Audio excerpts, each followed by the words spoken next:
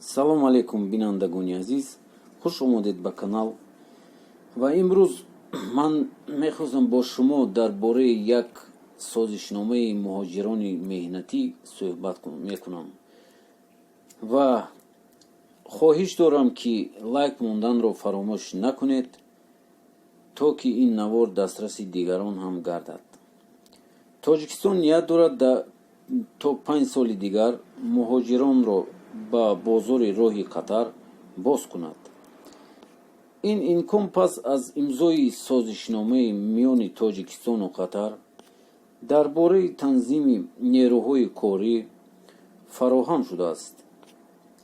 Созишнома ки ҳудудан 3 сол боз аз тарафи ҷонибҳо баррасӣ мешавад, рӯзи 3 феврал дар шаҳри Қоҳа, ки пойтахти Қатар мебошад, миёни Самангул Тағойзода, вазири меҳнат ва муҳоҷират ва шуғли аҳолӣ Тоҷикистон бо ҳамтои катарияш Юсуф бин Муҳаммад ал-Усмон ба имзо расиданд. Қатар дар сармоягузории чандин лоиҳаҳои муҳим дар Тоҷикистон аз ҷумла сохтмони бузургтарин масҷид дар Осиёи Марказӣ ва сохтмони маҷмӯаи диёри Душанбе саҳм дорад.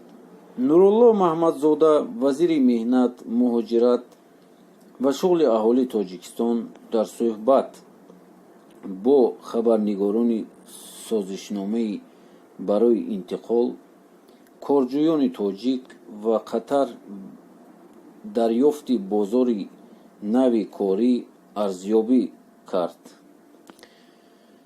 ӯ гуфт, дар ин самт баъзе расмиёт боқӣ мондааст, ба зуддӣ ҳал мешаванд. То моҳи май июн қабл аз сафар муҳоҷирони тоҷик бо мусоидати корфармоёни Қатар забони арабиро меомӯзанд.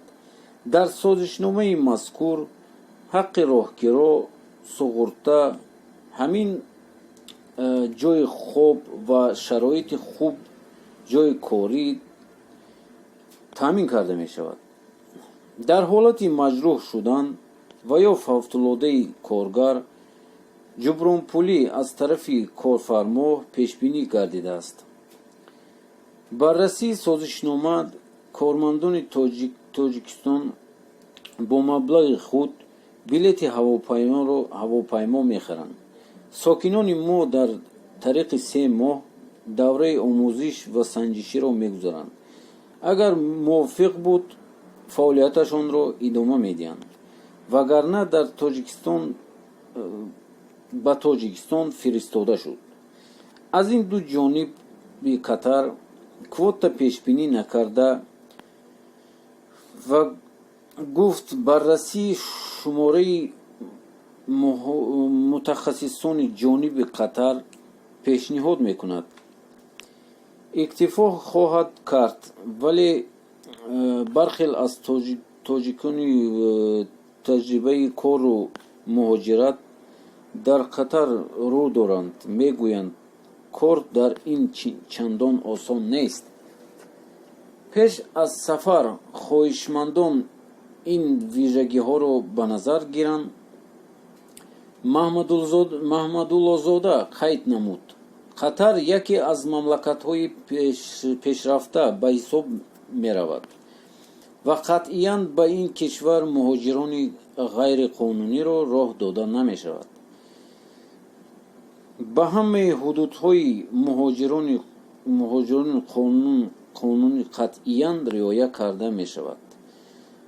Корфармоёни ғайриқонунӣ аз меҳнати муҳоҷирон истифода мебаранд, ҷазои сахт пешбинӣ гардидааст. аз ҳамин сабаб қонунвайронкунӣ дар ин кишвар дида намешавад. Дар соли 2022 Қатар мизбони ҷоми ҷаҳонии футбол аст. дар ин муддат варзишгоҳ, меҳмонхонаҳо, кӯчаҳо, хиёбонҳо иншиёти зери сохтмон сохтмонӣ бояд бунёд шавад. масъулони вазорати меҳнатӣ ва шуғли аҳолӣ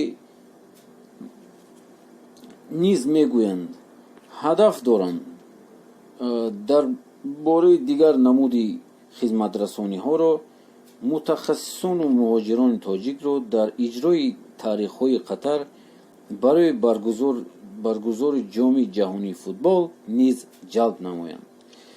раҳмат дӯстони азиз, агар ин ролик ба шумо маъқул гардид, илтимос подписатся кунед ва лайк монед, то ки бо дигарон ҳам расад. хуб, то